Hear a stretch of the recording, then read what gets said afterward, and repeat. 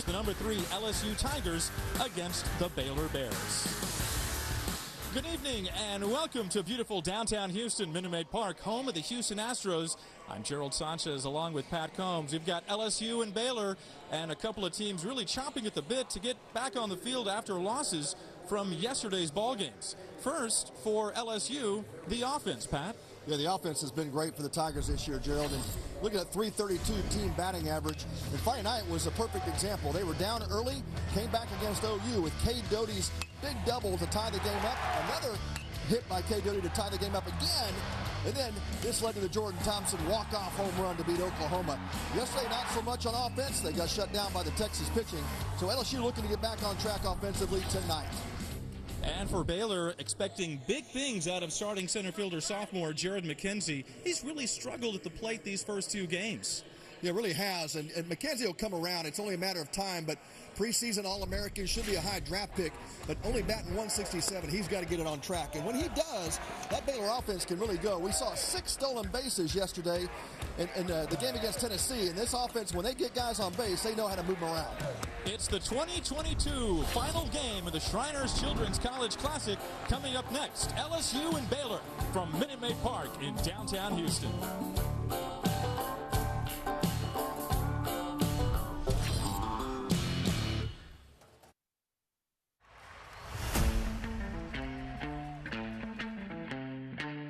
Big moments.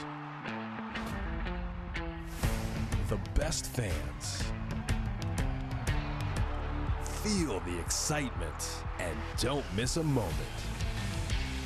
Astros 2022 season tickets are on sale now. Astros.com/season tickets. Spring training is back in the Palm Beaches this spring. Experience Astros baseball, plus the best beaches, dining, and entertainment after the game. There's nothing better than Astros spring ball in sunny Florida. For tickets and more, visit astros.com/spring to book your trip. Plan your visit now to the spring training home of the Houston Astros, the Palm Beaches.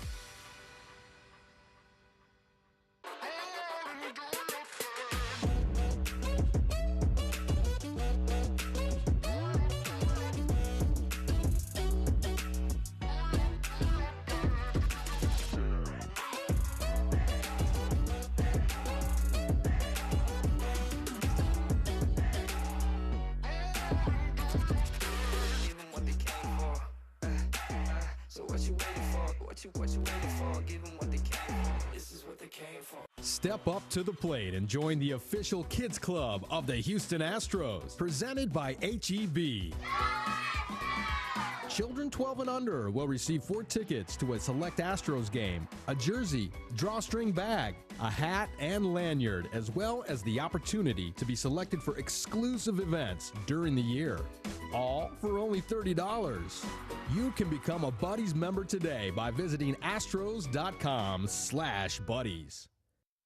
And obviously coming in, playing UCLA, LSU, and Tennessee, we're going to have our hands full. But I think it's going to be a great opportunity for us to prepare for Big 12 Conference, because this year the Big 12 Conference looks really good, really strong. And so we know that this is going to be a great sounding board for us in regards to this year. Steve Rodriguez of Baylor with his thoughts on the tournament and the competition, seizing the opportunity, a great opportunity for his ball club to really see where they are at the beginning of the season.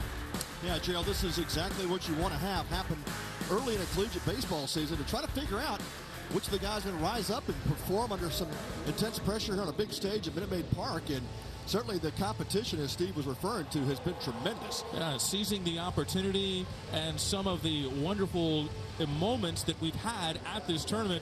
Tell you what, Jordan Thompson seizing the opportunity on that walk-off on Friday against Oklahoma in that middle game. Huge comeback win for the Tigers. They were down on 3 separate occasions before Thompson nailed it shut with that walk-off in the 11th inning. That got the Tigers going in game 1.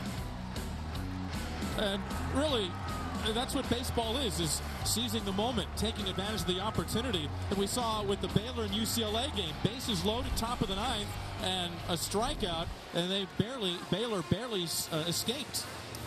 Yeah, that's right. The big win for Baylor on Friday against UCLA, who comes back and wins 2 games against some great competition. But again, Baylor nailing that game shut, and now both teams come into this game, kind of the rubber match of the whole tournament. Both 1-1, looking to walk away from here 2-1.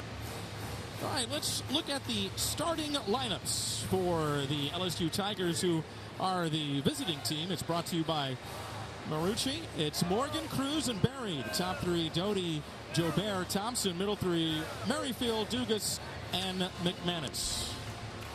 And they'll be going up against the right-hander, Will Rigney. Rigney getting the start. He is part of the really solid rotation that Steve Rodriguez wants to build in the 2022 season in Waco. Yeah, no doubt, Gerald. He's got a great starter in Tyler Thomas, who threw that gem against UCLA on Friday. That was the Bears' 2-1 win. And Will Rigney having a chance to enter into this weekend rotation. He came to Baylor highly acclaimed out of Woodway High School. He's a local product just outside of Waco. But injuries set him back last year. Went through thoracic outlet surgery. And now he is back healthy and has really had a great fall and now continues that into the spring. But you'll see the fastball sit low 90s. He's got a plus slider and a good changeup. And a tall frame, too, coming over the top at 6'6". What about the crowds here at Minute Maid Park? We've had some wonderful crowds, including 24,007 last night with LSU and Texas. Yeah, it was just an absolute incredible college baseball environment. I think Brett Dolan said earlier that the 7th largest single crowd for a college baseball game. And that includes Omaha at the World Series. Pretty impressive. Yeah, absolutely. Now, I remember hearing that. He said they were stacked on top of each other, I think, over in Omaha. All right, we're underway with Trey Morgan, the first baseman, and the first pitch is a strike, and this is game number 9. Sophomore Morgan did the splits. Athletic first baseman. Popped up down the left field line, and it's going to fall. Morgan with excellent speed on his way to second, and he is in there. Trey Richardson, second baseman. That throw was just a bit on the center field side of the bag at second. A good throw, and I think they get Morgan. Yeah, that ball was hit no man's land, and by the time Jack Pineda, the Bears shortstop, got to it, made a strong throw to second base, but yeah, just off the mark a bit. And Trey Morgan starts this game off with a seeing eye double for the Tigers. And for Will Rigney, that was a good pitch. It was just Morgan placing it in no man's land, like you said, and he is off to the races. Yeah, not a bit to slow down around first base. Interesting slide, but it works nonetheless. When that dirt is wet, it's sticky, and these players aren't used to have that dirt stick to him like that. Kind of obstructed his slide a bit. Here's Dylan Cruz. He takes the first pitch on the outer half of the plate. You mentioned the slider from Rigney. They're at 84, dotting the outer half of the plate at the knees. And anytime that we have seen first pitch strikes, guys working quickly, they're going to be successful. At least in this tournament, we've seen that. Cut on and missed. Yeah, good slider by Rigney. Back-to-back pitches from him, and yeah, that is his signature pitch. We talk about the fastball low 90s. Got some good downward tilt to it with that 6'6" frame, but that slider is a good one. Cruz, you can see the numbers there. He's had a really great start to the early part of the 22 season. Of course, Cruz last year performed well for LSU. The 0-2, and instead, Rigney goes to second base. Obviously, no one covering. And the LSU fans think that perhaps he committed a balk, which he did not. Yeah, stepped off the back of the rubber before he made the fake move to second. I don't think he was quite sure of the signs he was getting from Court Castle, his battery mate, behind the dish for the Bears. Ahead in the count, Rigney delivers. Slider bouncing out of the outer half of the plate, and Castle gets away a little bit, and Morgan's going to go to third. Wild pitch. It's already LSU in good shape in the top of the first. Yeah, Rigney just spiked the slider and allows Morgan to scamper over to third base. Now, if you're Charlie Rigney, I say Charlie is dad. I play with his dad, Charlie. But if you're Will Rigney, you got to be thinking right now, let's not worry about the runner at third base. Let's go to work on the hitter, Cruz. Cruz staying alive. There's that break that you were talking about, Pat. And it was just, Castle just couldn't keep it out in front of him and allowed Morgan to get to third. Yeah, it's tough. You try to get those catchers to square up that chest and keep it pointed towards the ground on the block, but when that ball's a couple of feet in the other batter's box, you're just trying to get out there and get any piece of your body or glove on it at all just to knock it down. That is the thankless position, probably of all of sports, is the catcher.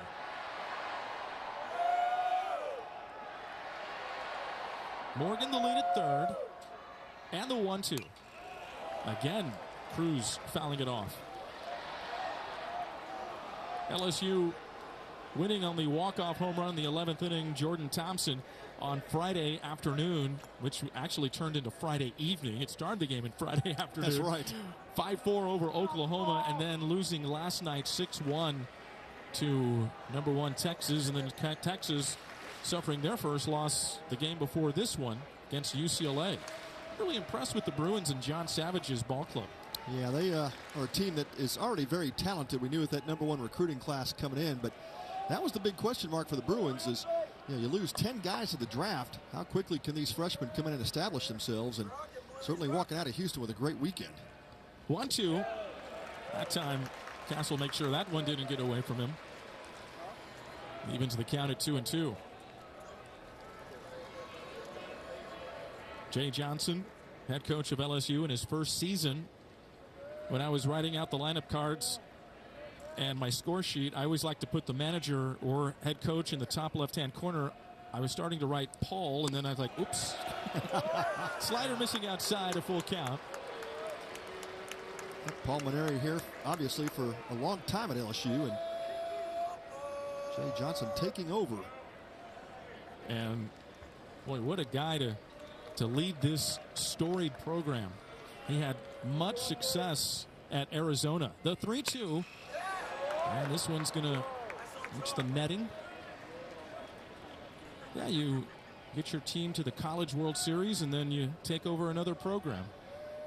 And in our visits with Jay, he said he didn't want to leave Arizona. He had a great situation, but LSU, obviously, with the offer, how can you refuse that? Yeah, one of the few programs, if maybe the only one, that Jay Johnson would leave Arizona for. And that is ball 4 by Rigney. What an at-bat by Dylan Cruz. Fouled off about 3 really good pitches that could have been strikeout pitches for Rigney. And Cruz definitely earned that walk. He was down in the count. And as Johnson is reigning Pac-12 Coach of the Year. And, on the other side of the dugout, Steve Rodriguez.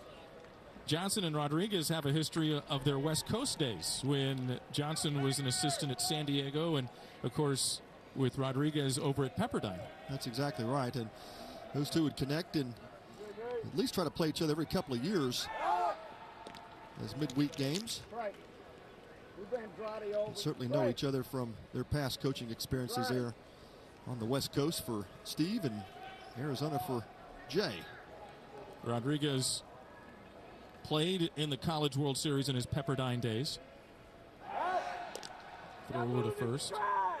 Pat, I think that you had mentioned this, that every head coach in this tournament had either played or coached in the College World Series. Yeah, that's correct. And of course, Steve Rodriguez has not coached a team there, but certainly played there with Pepperdine.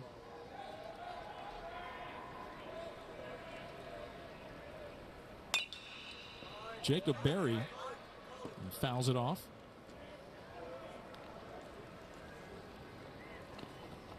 Berry a couple of walks on the Friday game against Oklahoma and a couple of hits in last night's ball game against Texas. Go back to that Texas game with the Tigers last night. Boy, what an electric crowd. That's a fair ball into right field. It'll kick off into the corner. And that'll bring home one and put runners at second and third, and LSU on the board in the top of the first with runners at second and third and nobody out. Yeah, Chase Wessner at first base. The Baylor first baseman couldn't believe that call was real fair. He made the dive, and he thought he was across the bag, but that ball was called fair by James Ainsworth, the first base umpire, and Steve Rodriguez out to talk about it. But how about the stroke by Jacob Berry? This top of this Tiger lineup just continues to produce at a high rate. Talked about the team batting average of 332 coming in. And they just continue to add to those numbers. Now, Steve Rodriguez got the explanation, and it looked fair, at least from up here. Runners at second and third, and this will bring up Cade Doty.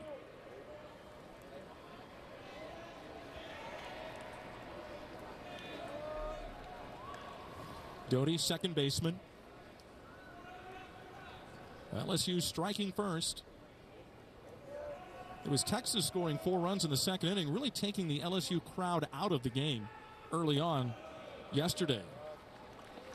Rigney missing for ball one, and we're going to start seeing some activity already in the bullpen for Baylor. Bullpen catcher, and they're heading out to the right field bullpen. Yeah, the bullpen was clear of Baylor Bears, but now you'll have at least a few venturing down. And the Baylor defense playing back, even with the bag at the corners.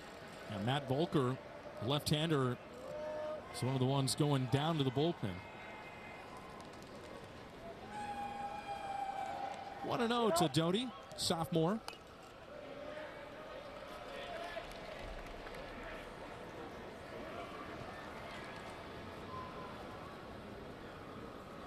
Well, not the start that Will Rigney and the Bears were looking for. Get the double off of Trey Morgan's bat that finds a hole. Rigney gives up the first walk of his season to Cruz. And then Berry with the double down the line. This Tiger offense scores runs in bunches. Now they come at you at like waves, and as a pitcher on the other end, you've got to stay composed. Obviously, continue to pitch your game. But you saw the double that Morgan hit that was just in fair territory down the left field line. It was a great pitch by Rigney. It's a better swing by Morgan. It's 2-1, and right now Rigney does not look comfortable out there. Yeah, really trying to work that slider, and it just has not commanded that pitch very well. It's got good bite to it, but got to be able to throw it for strikes, or these LSU hitters will just spit on it and wait for the fastball.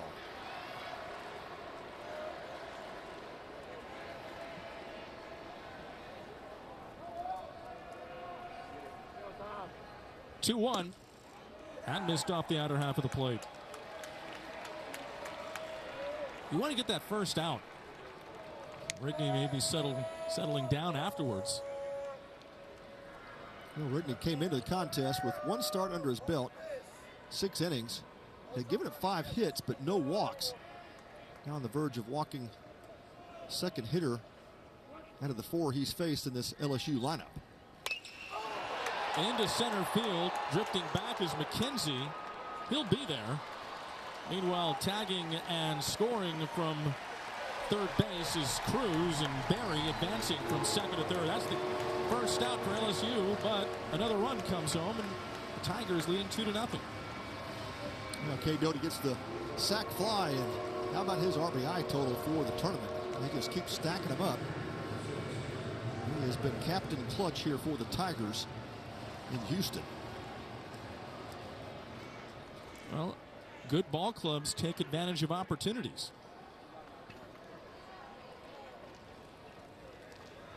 So one away, Berry at third, and here is Braden Jobert.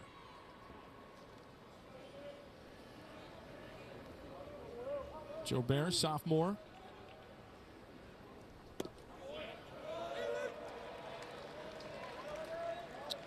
Well, the problem with this lineup, Gerald, is you just look up and down and there's no holes. Now you've got most of these Tiger hitters hitting above 300. You've got a couple hitting above 400. You get down to the catcher McManus hitting 143, but even with McManus has a ton of power. There's just no room for error in this lineup. Well, Texas held him to a run yesterday. Of course, Texas's pitching staff's pretty vaunted themselves. Yeah, and that was Tristan Stevens just having a day and doing what Stevens usually does, which is just a flat-out shove. Jammed him. It's in on the infield, and this is going to be taken by Wesner, first baseman. For a moment, it looked like there was a little miscommunication right there. Who was going to catch it? Yeah, Rigney's going to take it until he hears somebody call him off. Wesner made the late call, but you certainly want your first baseman making that catch, and it's tough when you're on that mound. Sometimes you start to make a move left or right, up or back, and easy to lose your balance or your footing when you're trying to track a fly ball or a pop-up. Oh, that was a big out because obviously runner at third, less than 2 outs. You get a pop-up on the infield. Now with 2 away, you can limit the damage to just 2 runs in the top of the first for LSU. Jordan Thompson takes a pitch on the outer half of the plate. Remember a play here in 2018 involving LSU, former great Alex Bregman for the Astros.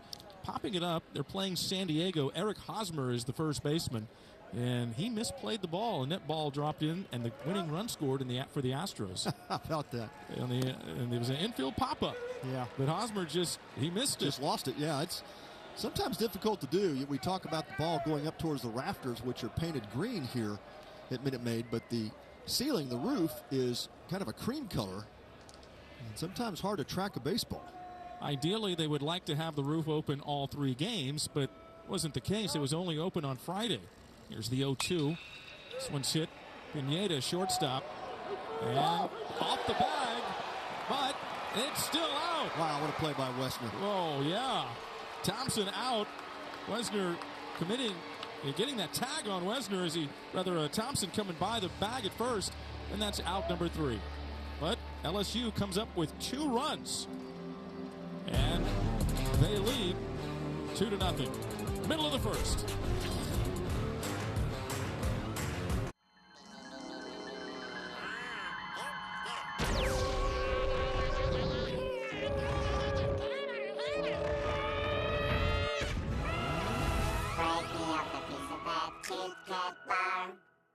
What do an aerospace engineer, cancer immunologist, and bat scientist all have in common? We all have cool jobs in STEM fields. Whether it's building robots or learning to code, girls everywhere are finding their passion for science, technology, engineering, and math through positive role models and mentors. So dare to dive in, get connected, and explore. You never know what your future may hold. Learn more about these and even more cool jobs at SheCanSTEM.com. If you love the game of golf, let us take you inside the ropes each week right here on the Fairways of Life show. We'll bring you exclusive interviews with absolute legends, plus all of the news from the tour where you'll hear from their biggest personalities and their biggest stars. We will give you access unlike you can get anywhere else. Hey, I'm Matt Adams, host of the Fairways of Life show, and whether we're talking about news, travel, or equipment, we're going to share a passion for the game right here on AT&T Sportsnet. Take your favorite teams with you with the brand new AT&T Sportsnet mobile app. Just download the free app from iTunes or Google Play, log in with your TV provider account info, and you're all set. Don't wait. Download the new and improved AT&T Sportsnet mobile app today. Chase Wesner, first baseman for Baylor, making the tag as Jordan Thompson was going by, and boy, that just in there. Pineda had an easy routine play, and the throw sailed on him, and that was a great play by Chase Wesner. Yeah, super athletic play, and regarded as one of the top defensive first basemen in all of college baseball. Wesner just got up, made the catch, and the swipe tag all in one motion. Here's Baylor's lineup brought to you by Specs. Pineda, Richardson, McKenzie, Nevin, Valdez, Wesner, and Andre, Cardoza, Okendo, and Castle. Against Will Rigney, right-hander. Beg your pardon, Grant Taylor, right-hander. And the first pitch is right on the knees. The big power arm from Florence, Alabama, 6'3", 220-pounder. That is making his first collegiate start. It really stood out in the fall. That's what got Jay Johnson's attention, just how he competes, comes right at hitters with that 92 to 95 mile an hour fastball. Did touch 97 in the fall, but that high spin rate four-seamer, he is not afraid to challenge hitters with that fastball. Lining it to center, and it falls as Jack Pineda leadoff single as Baylor tries to answer the 2 runs that LSU scored at the top of the inning. We talked about in the open, Gerald, how Baylor, when they get runners on, like to be aggressive on the base paths. The 6 stolen bases yesterday. I think they had 4 in the first inning against Chase Dolander. Kind of a slow move to the plate, the Tennessee starter, but we'll see what kind of move Grant Taylor has. But if it's a 1-5, 1-6 to the plate, you can bet that Baylor will be on the move. Mentioned the velocity on his fastball for Taylor. Also features that hard slider, late tilting life at the scouting report. Yeah, it has some depth to it. It's mainly fastball, curveball is what you're going to see from Taylor. Occasional changeup, but that pitch is still developing. And you're exactly right, Gerald. That curveball is a good one. Trey Richardson, local product out of Kingwood.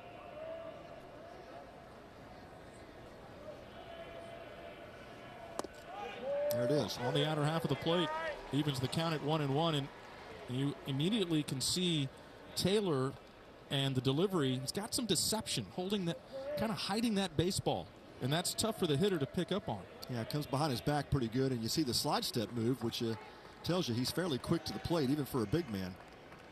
And big, broad shoulders. 1-1. Tries to go there again. Richardson laying off. Yeah, good hold by Richardson. You won't see Tyler McManus going to many corners tonight unless Taylor gets to a 2-strike count. But Grant Taylor, one of those guys that really trusts his stuff, and he's just going to go right at hitters. Just rear back and fires it. There you go, right there. Fastball. Four-seam fastball at 94, registering on the radar gun. Yeah, if you're Baylor lineup tonight, you've got to be thinking about getting that bat head out early, and you'll see some hitters try to cheat to that fastball, and that's when Taylor will come back and use that curveball. Pineda going, hit up the middle, into center field, and the hit and run will put runners on the corners. Well played by Steve Rodriguez and the Baylor Bears.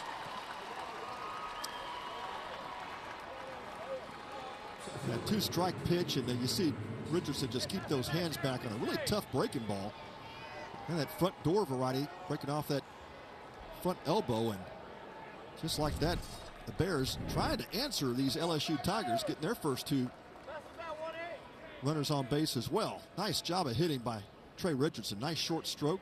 Right, back up the box. Yeah, not an easy pitch to hit. That's what you like to see from a hitter. Absolutely, yeah, especially that breaking pitch. Because it's tempting sometimes on that breaking pitch to try to pull it and roll it over. But if you stay with the hands back through the zone. That's the goal. Not always well executed, but that is definitely the goal. Well done by Trey Richardson. Here's Jared McKenzie. McKenzie popping it up. Richardson's got to sprint back to first base, and he does as the ball is caught by the shortstop, Thompson. Whew. Richardson, it's like, yikes. Well, Steve Rodriguez being super aggressive again on the base paths and sending Richardson on the pitch. Could have been another hit and run trying to get McKenzie going, but yeah, that ball eats up McKenzie on the inside, and boy, you see him do the U-turn, and if not for Richardson's speed, that might be 2. And how about McKenzie with his struggles continuing at the plate? And this hasn't been just at this tournament. It's been several weeks. There's Kyle Nevin, right fielder. So runners on the corners and 1 out, and that's just what we talked about, a pick-me-up. And this is what happened against UCLA on Friday with McKenzie with a runner in scoring position, Pineda, and he couldn't get him home. Well, then Nevin deposits the ball in left field for the 2-run home run. Yeah, that was all that Baylor needed, but it stood up, and he hit that ball in the 4th inning, and yeah, that was a blast. 0-1. Now Taylor is in the driver's seat. Yeah, quickly down 0-2, and boy, Grant Taylor just continues to pound the strike zone, and a good combination fastball, curveball, that front door curveball that froze Nevin for strike one.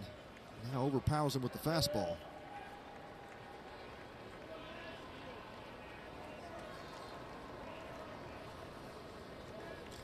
LSU defense playing back up the middle, double play depth, playing Nevin slightly to pull.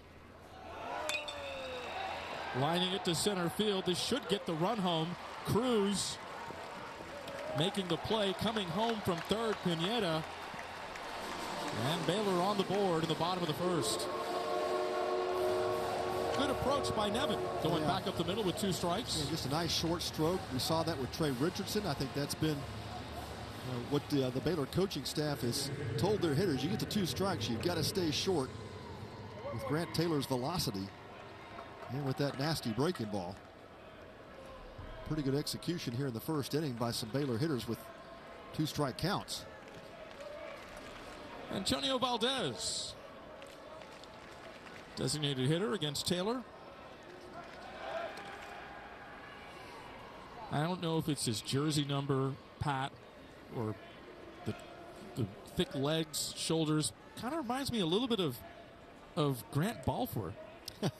The way he delivers. Yeah. Kind of a herky-jerky a little bit. Yeah. Like you said, deception to the delivery, and he's got those tree trunks for sure. And Valdez sending it into center field, and that's where Cruz will haul it in and retire the side. Baylor answering with a run of their own on a couple of hits. 2-1 LSU. Nerds. Hey, we got to get you geared up, Superfan. Game on. Let's compare here to there. Compare credit cards to find one that earns you cash back on jerseys that fuel the fandom. Compare and find a financial advisor so you can spend less time watching your investments and more time investing in your team. Hit me. Oh! Compare your way there. Find the smartest financial products for you on NerdWallet.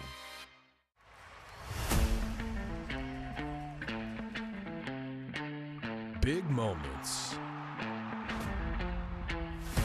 The best fans.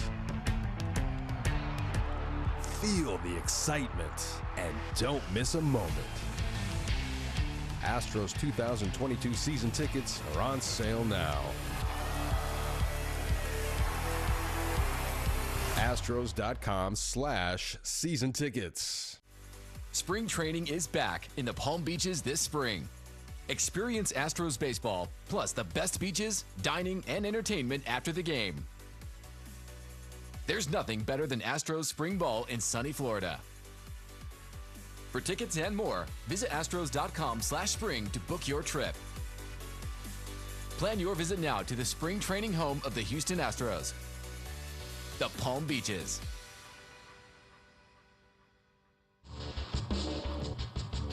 Coverage of Shriners Children's College Classic is brought to you by Shriners Children's, celebrating 100 years of life-changing care.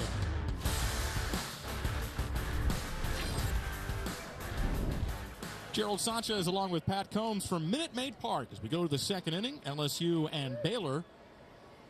Tigers up by a run, and Will Rigney in his second inning of work. There's a strike. Jack Merrifield, the hitter for LSU.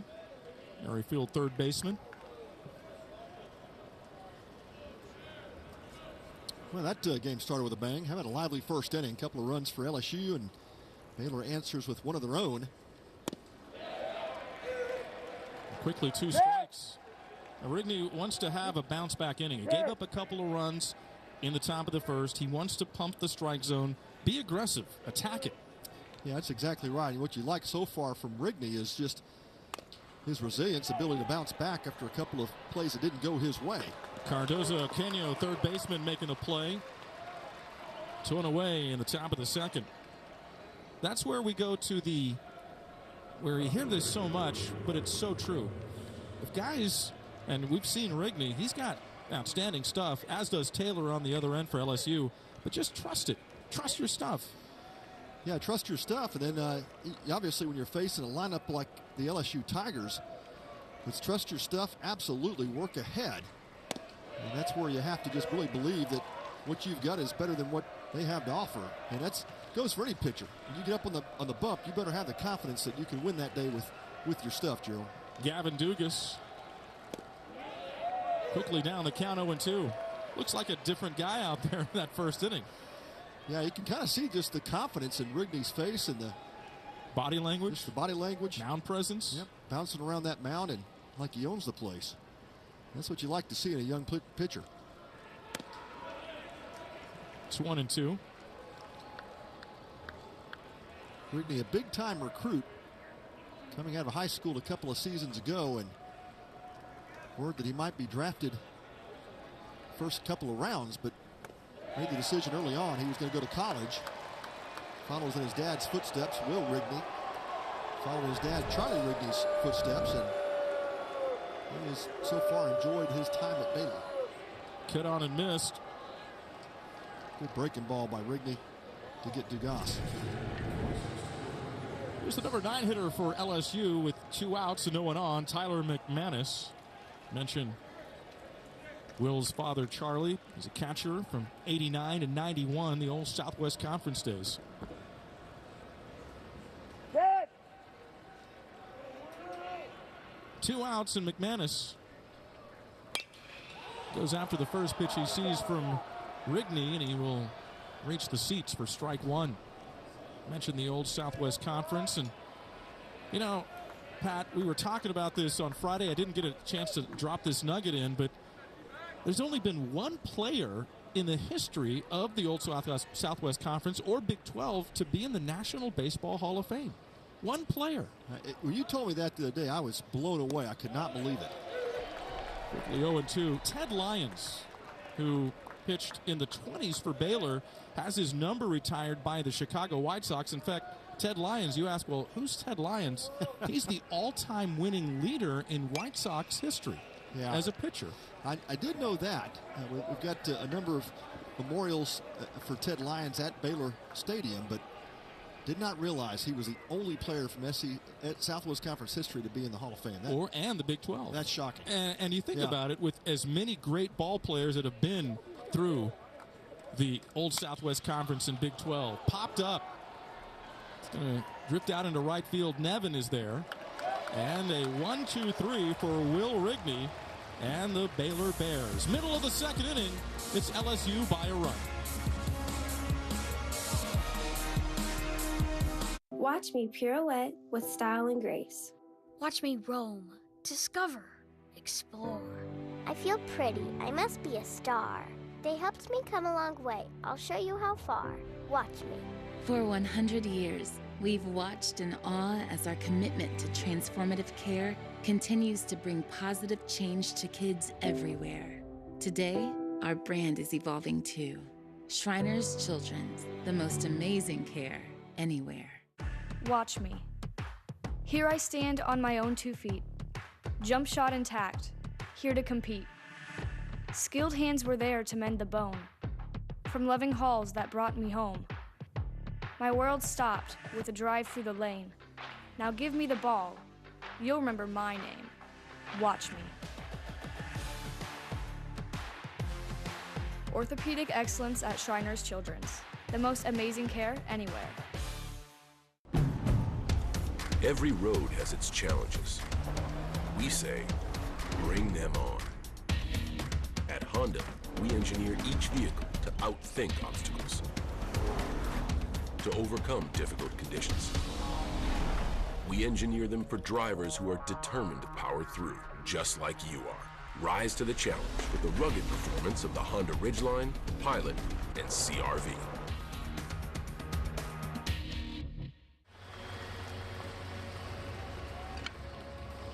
Welcome back. Tigers over the Bears. Going to the bottom of the second inning. And Baylor will send up Chase Wesner. That really good play at the end of the first. It saved a run for Baylor. Yeah, sure did. It was a high throw from Pineda.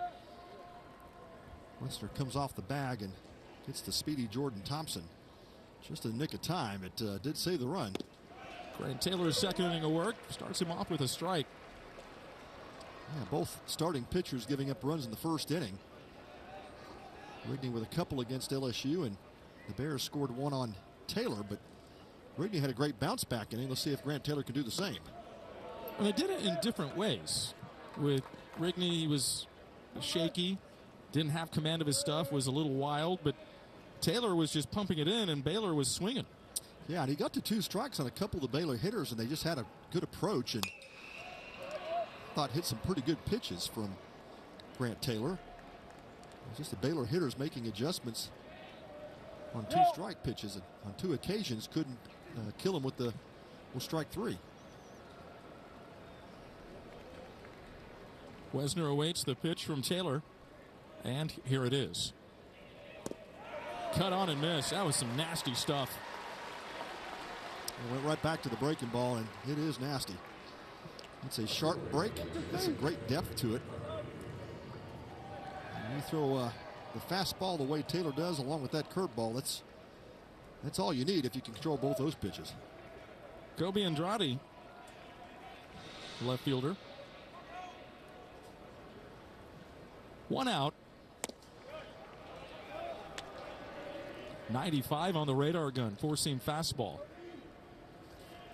Pat, I want to get back to what we were talking about earlier about only one player from the old Southwest Conference and Big 12 ever to make the Hall of Fame in the National Hall of Fame. Ted Lyons played for Baylor in the early 20s, had his number retired by the White Sox, number 16. He was a knuckleballer.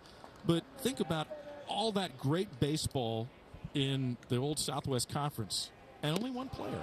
Yeah, it's hard to believe. It's pretty shocking. You know, you might think that it would be Roger Clemens, obviously, but Rogers has not been voted in, and I've got some personal thoughts about that, but I think it's certainly well deserved. Let's just take the year 1983, for example.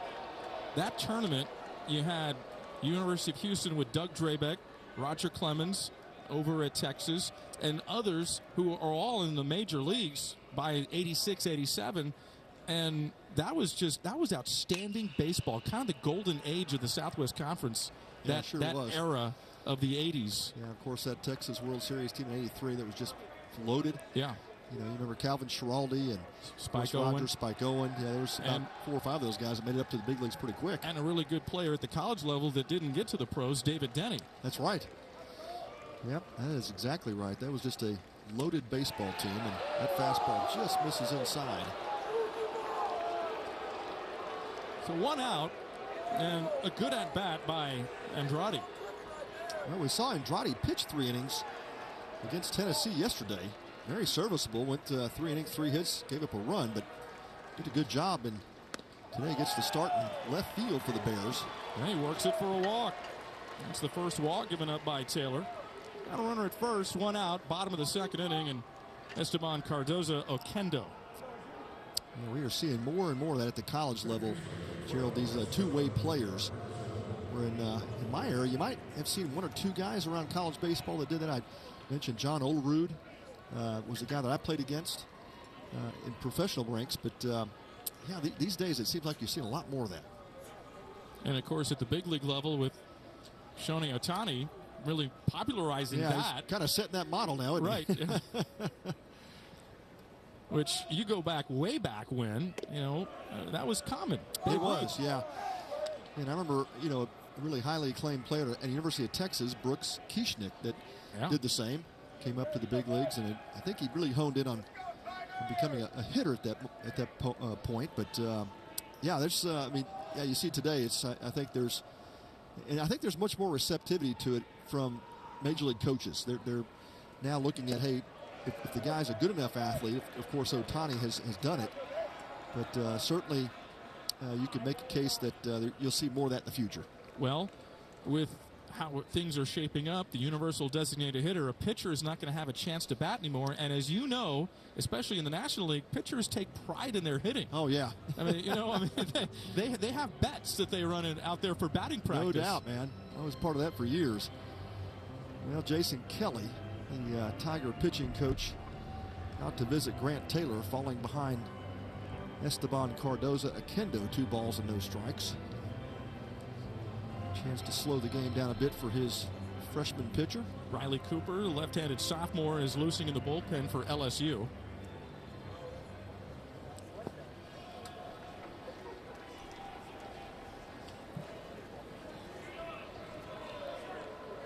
Well, Sunday starts, you typically will see if it's a midweek starter filling in, or if it's a Sunday starter that typically doesn't get stretched out a lot.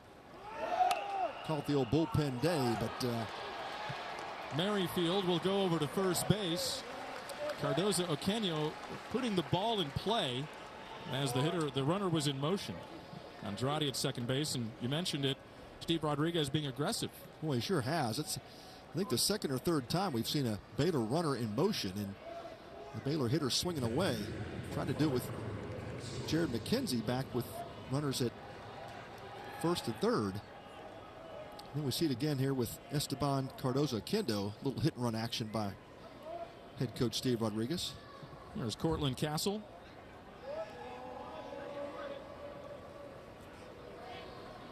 Castle trying to help out his buddy Will Rigney, runner in second. Good hold by Court. I've had a couple of summers with Court Castle, played with us on the Dallas Patriots Summer League team, and well, he's a fine young guy. One of those guys that if you had a daughter, you wouldn't mind him dating your daughter. He's that kind of guy. Well, you know what they say about catchers, they make great managers.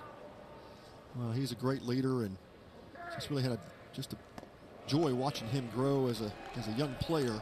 You've mentioned the Dallas Patriots a couple of times, and I have to stop myself and think it's not the Dallas Baptist Patriots. No, that's right. Which is a really good program in their own right. No doubt. It's DBU Patriots. This is a Summer League team run by my buddy Logan Stout, and we just have a great time coaching together and pouring into young men.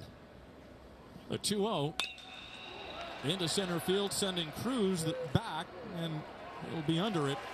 That will retire the side. Baylor getting a runner at second base. They strand him, and we're through 2. I don't think I can do this. You said you wanted to feel the power of Cricket 5G. I thought you meant like live streaming. Oh, we're live streaming, all right. Let's roll.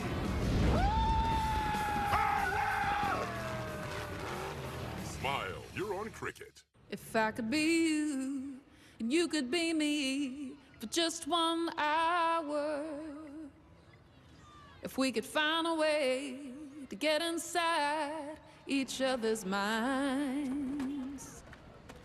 If you could see you through my eyes instead of your ego, I believe you'd be surprised to see that you've been blind.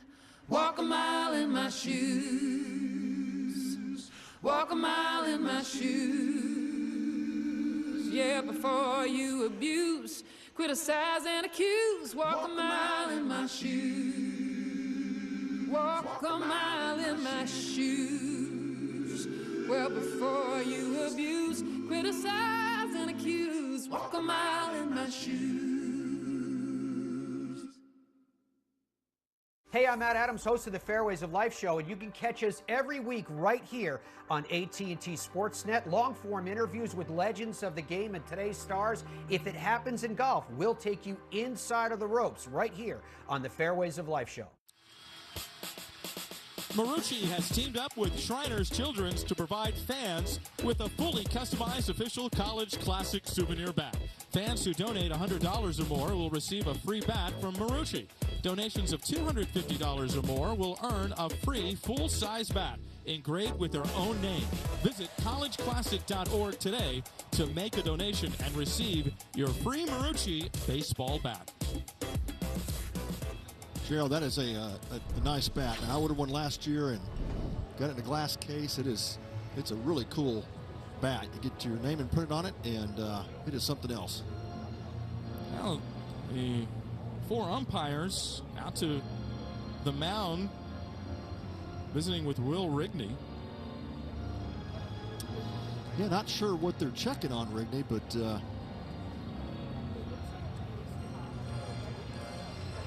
Well, apparently maybe Jay Johnson saw something, asked the umpires to look at him. Maybe his shoulder right there. Yeah, not sure what they're looking at, but yeah, it looks like he's sweating through his undershirt. Well, unless sweating is illegal in baseball, I'm not sure. Well, it's got that, it looks like a little shiny. And so I thought, well, and when I first saw that, I thought, well, maybe it's just part of the fabric, but it doesn't look like something that you normally see. Well, it's not white. I mean, usually I could see if you had a point, but if it's soaking through and it's yellow, kind of matching the uniform top. Yeah, I'm not quite sure what the issue might be, but I mean, what would they do here? Make him change his undershirt? Ronnie T, home plate umpire. James Amonwith, first base umpire. Second base, Eric Gaucher, and Clint Fagan, third base umpire. Now going to have a word with head coach Steve Rodriguez of Baylor. Yeah, I'm interested to see what this how they're going to rule this. So, Coach, your pitcher has a shiny shoulder.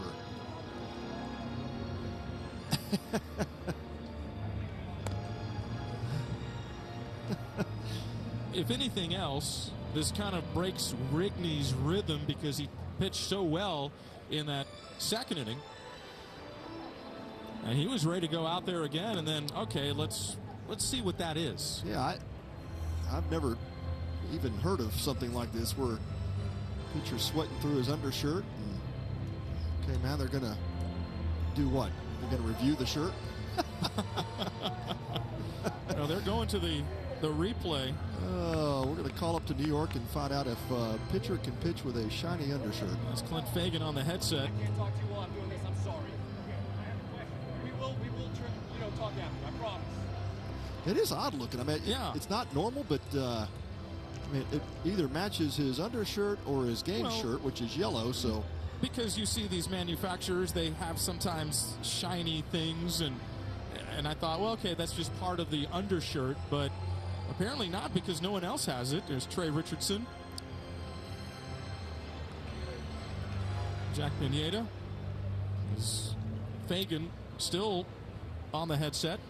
We've got some fans at home going deep into the rule book to find out, how do you rule on this? Rod is saying, I don't think that's anything to worry about. It's just sweat. Well, the question would be that if they make him replace the undershirt,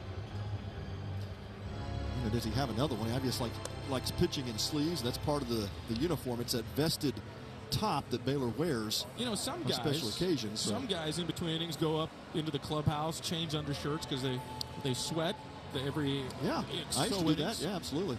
But some guys like to have that all game. Superstition, perhaps, maybe. Yeah, who knows? Maybe just feels good, comfortable, whatever it is. But Rigney had that from the start of the game.